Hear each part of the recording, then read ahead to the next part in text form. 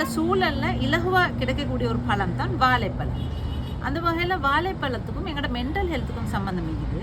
வாழைப்பழத்தில் ட்ரிப்டோபான்னு சொல்லி ஒரு amino acid இருக்குது. இது எங்களோட மூளையில் செரோட்டோனின்னு சொல்கிற ஒரு பிரெயின் கெமிக்கல் சுரக்கிறதுக்கு காரணமாக இருக்குது.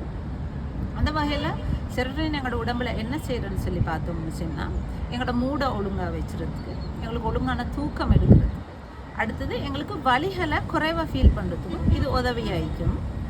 இதில் டிஸ்ரெகுலேஷன் ஏற்படுற நேரம், அதாவது சீர் இல்லாமல் ஏற்படுற நேரம் தான் depression, borderline personality disorder, anxiety disorders, அதாவது பதட்டமான நோய்கள், இந்த மாதிரிகள் எல்லாம் ஏற்படுறதுக்கு காரணமாகிது. அந்த வகையில் இதுக்கு கொடுக்குற மருந்து பார்த்தோம்னு சொன்னால் SSRIன்னு சொல்லி செரோட்டோனினை எங்களோட மூளையில் அதிக நேரம் தங்க வச்சதுக்கு தான் கொடுப்பாங்க. அந்த வகையில் செரோட்டோனின் டிஸ்ரெகுலேட் ஆகிற நேரம் எங்களுக்கு பதட்டம் ஏற்படலாம், அல்லது அடிக்கடி கோபம் வருது, அல்லது லாங் டேர்ம் இருந்தான்னு சொன்னால் எங்களுக்கு டிப்ரெஷனும் ஏற்படலாம்.